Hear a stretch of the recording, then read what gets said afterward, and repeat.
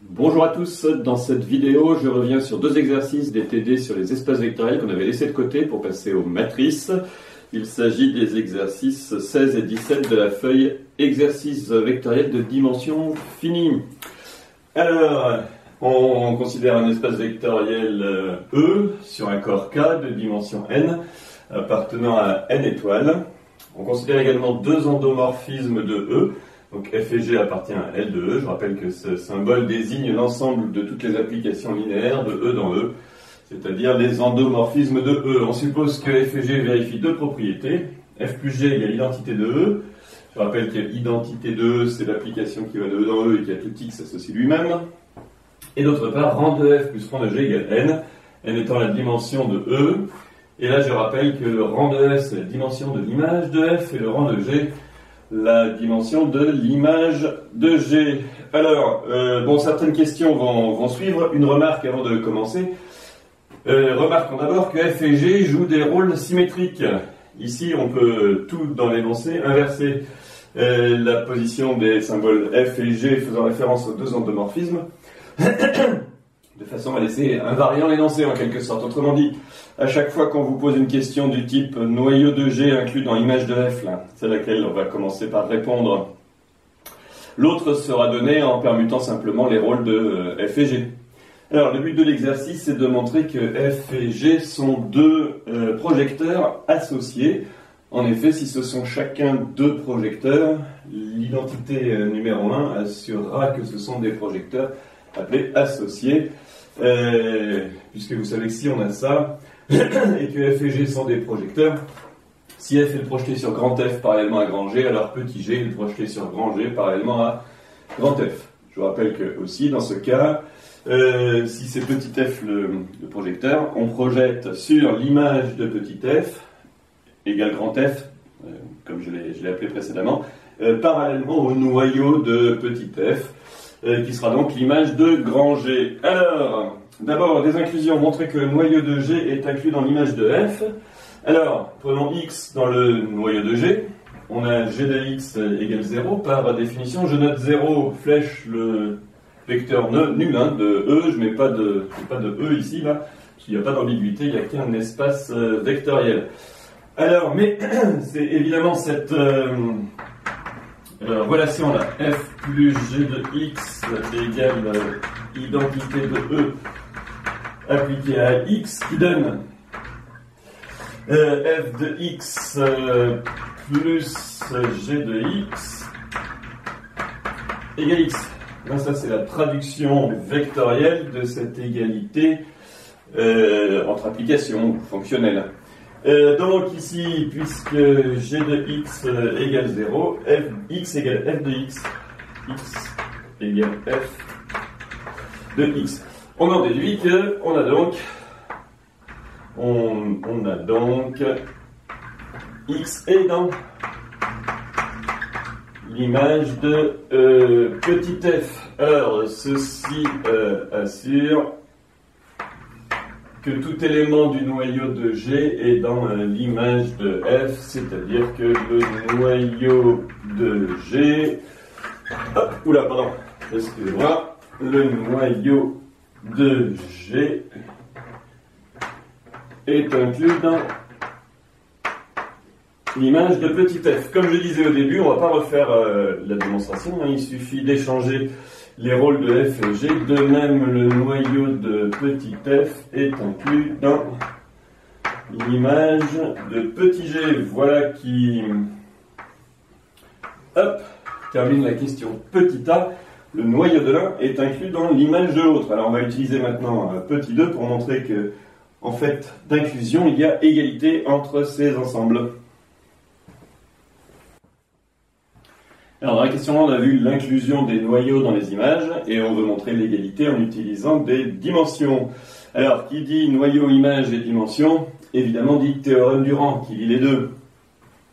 Le théorème du rang, ici, je l'ai appliqué à petit f, donne dimension du noyau de f plus rang de f égale n, où n est la dimension de l'espace de départ. Mais ici, l'espace de départ et d'arrivée, ce sont les mêmes, qui est E et qui est de dimension n. On peut donc écrire en privilégiant dimension du noyau de f, c'est n moins rang de f. Mais d'après l'hypothèse 2, rang de f plus rang de g égale n, pardon, donc n moins rang de f, c'est rang de g, et on en déduit dimension du noyau de f égale rang de g. Mais ça s'écrit dimension du noyau de f égale, c'est la définition du rang, dimension de l'image de g. Or, on a noyau de f inclus dans image de g, on en déduit donc que par égalité des dimensions, le noyau de f c'est l'image de g. Hop, c'est l'image de g. De même, le noyau de g, je vous ai dit, hein, le problème est symétrique, c'est l'image de petit f. Hop, donc en fait, les noyaux de f et g respectivement sont l'image de g et f respectivement. Alors, reste à voir que f et g sont des projecteurs. Dans ce cas-là, hein, on l'a dit, puisque f plus g égale identité, ce seront des projecteurs associés. Vous savez que ce qui caractérise un projecteur parmi les endomorphismes de E, c'est la relation f rond f égale f. Alors, essayons de déterminer f rond f. F rond f. Alors, c'est f rond. On va ici utiliser le fait que f plus g égale rappel, d'après 1. C'est écrit f plus g égale identité de E. Donc, petit g, c'est identité de E moins petit f. Et f égale identité de E moins petit g. Bon, j'utilise celle-là, là, par exemple. Identité de E moins petit g. Et alors, la distributivité, on a vu, de rond par rapport à moins. Je vous rappelle que L de E, l'ensemble des endomorphismes de E munis de la loi plus de la loi rond, forme un anneau. Donc ici, on a les règles habituelles, ça fait F moins F rond G. Alors, reste à montrer, vous voyez, pour avoir f rond f égale f, il reste à montrer que f rond g est l'application nulle. Or, pour x appartenant à E, qu'est-ce qu'on peut dire de g de x? Il faut montrer que f rond g de x est nul. Mais ça, c'est f de g de x. Et g de x appartient à l'image de g.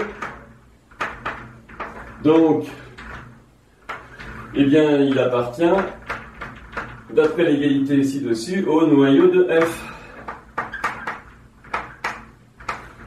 Et f de g de x,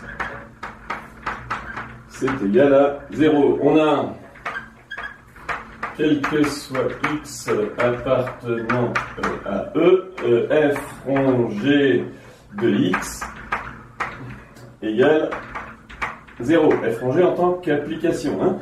Donc, f rond g, c'est l'application nulle de L de E. Alors, f rond f égale f, et petit f est un projecteur de grand E, ou une projection. Hop. Alors, de même, petit g est un projecteur, je vous le mets ici, là. Idem pour g. Idem pour g.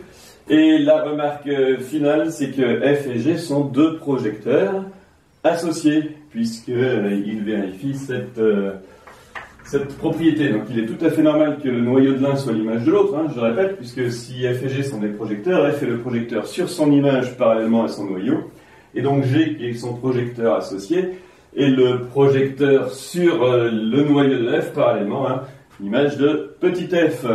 Voilà qui termine cet exercice, on passe au 17.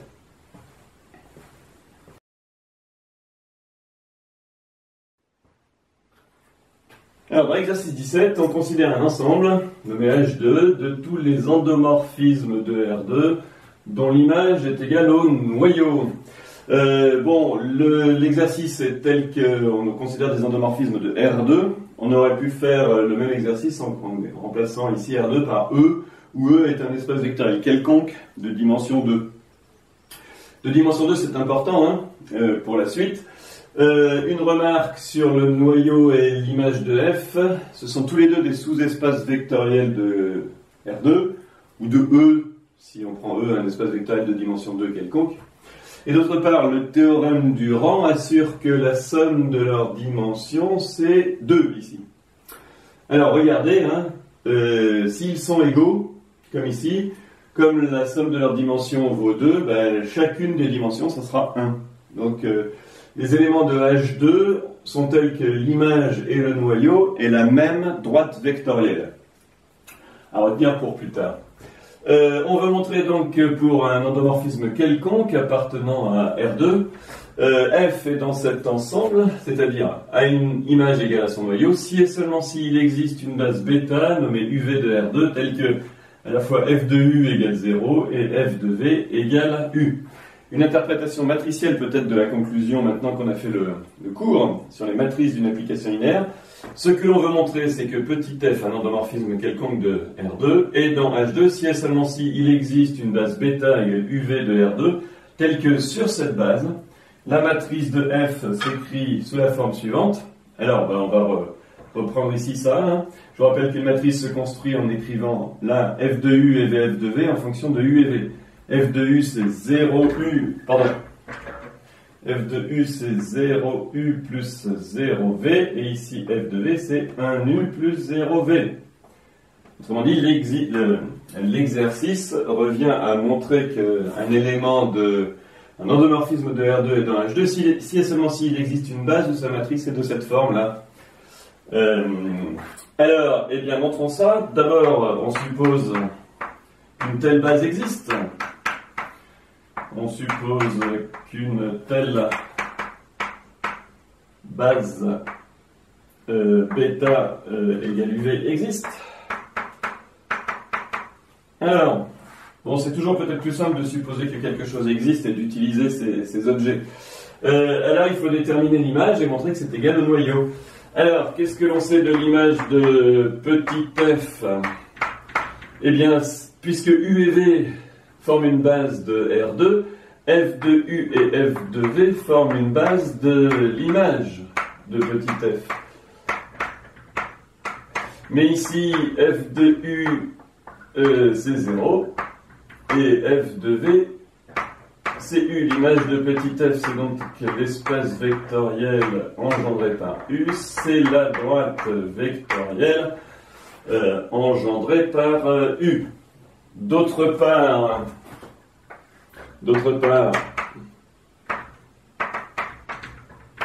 U et f de U est dans le égale 0, donc U appartient au noyau de petit f, donc puisque le noyau de petit f est un sous-espace vectoriel de R2, RU, la droite vectorielle engendrée par U, on écrit RU plus volontiers que vect de U, c'est plus rapide, la droite vectorielle est inclue dans le noyau de f.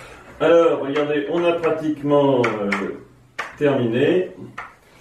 Il suffit de montrer que l'inclusion qui est ici est en fait une égalité et on aura noyau de f égale image de petit f. Alors, je le fais de l'autre côté, mais vous voyez, c'est bien sûr le théorème du rang qui va nous permettre de conclure. Bon, j'ai réécrit notre résultat temporaire. L'image de f, c'est la droite vectorielle RU, et cette droite vectorielle est incluse dans le noyau de f. Une petite précision, pourquoi je dis droite vectorielle? Si U est nul, ça c'est le sous-espace vectoriel réduit à 0. Mais ce n'est pas le cas. U n'est pas nul ici. En effet, U c'est un des éléments de bêta. Bêta est une base, donc une famille libre. Et dans une famille libre, il n'y a pas de vecteur nul. Donc U n'est pas un vecteur nul. RU, c'est bien une droite vectorielle. On avait dit, on applique le théorème du rang. Il donne dimension du noyau de F égale dimension de R2, mais dimension de R2, c'est 2, moins dimension de l'image de F. Alors là, on reprend notre raisonnement. L'image de F, c'est RU avec U différent de 0. Autrement dit, la dimension de l'image de F, c'est 1. Et 2 moins 1, ça fait 1. Donc, l'inclusion qui est au-dessus, là, RU inclus dans le noyau de F, en fait, est une égalité, puisque les deux dimensions des espaces vectoriels sont égales à 1. Donc, RU, c'est le noyau de F, qui est déjà égal à l'image de petit f, et on a notre conclusion voulue.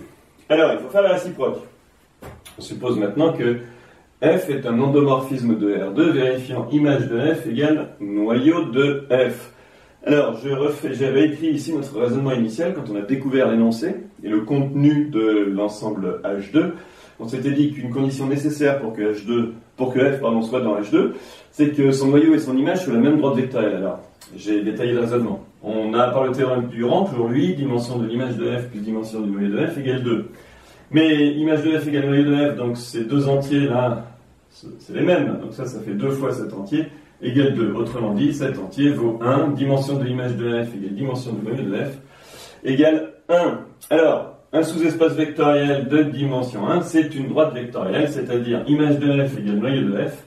Et la droite vectorielle engendrée par un vecteur, alors je l'ai appelé U parce que j'ai envie de découvrir des vecteurs U et V qui conviennent. Donc celui-là, je l'ai appelé U.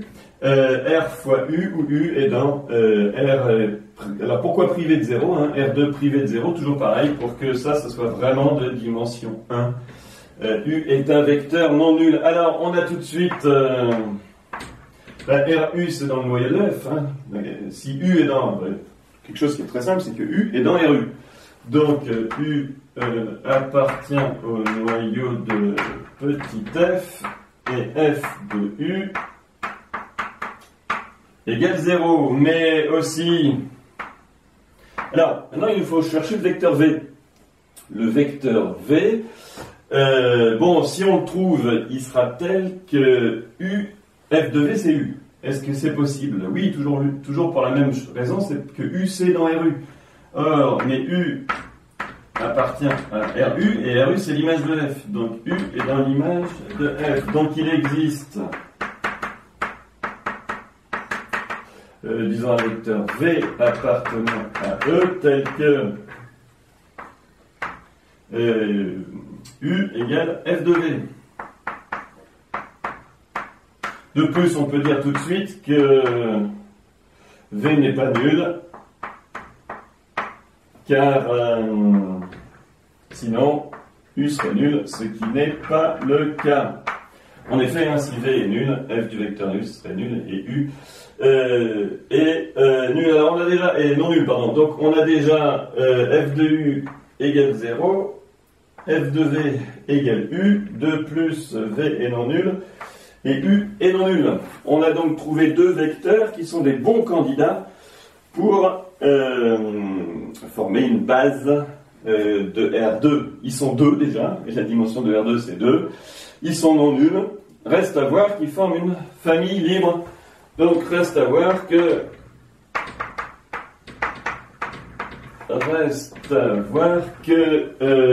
alors bêta, je l'appelle bêta temporairement, je ne sais pas que c'est une base, mais c'est bien une famille et libre.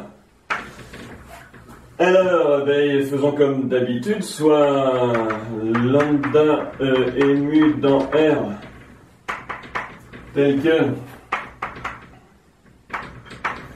lambda U plus mu V égale 0. 0 c'est le couple 0,0. Ici, à chaque fois, j'écris différentes 0 flèches, c'est le couple 0,0, voilà. Si on généralise l'exercice à un espace vectoriel de dimension 2, c'est le vecteur nul de ça. Oui, mais alors, Mais là, l'idée, c'est d'appliquer f. Hein. Je rappelle qu'il faut qu'on montre que lambda et mu sont nuls. Alors, lambda f de u plus mu f de v égale f de 0, c'est-à-dire 0, donne... Alors, f de u c'est 0 et f de v c'est mu, donc ça fait mu v égale 0, donc mu égale 0, puisque v n'est pas nul et que mu v est le vecteur nul, c'est que mu égale 0. Et si mu égale 0, vous avez lambda u égale 0, mais comme u n'est pas nul, on a lambda égale 0.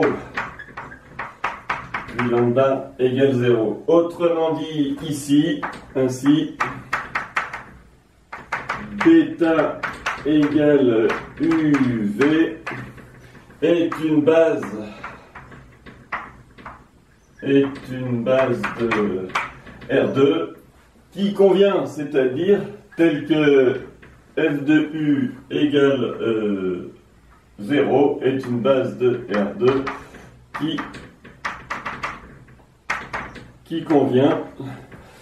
Je rappelle que ici bêta est constitué de deux vecteurs, est une famille libre. Comme on est en dimension 2, c'est une base.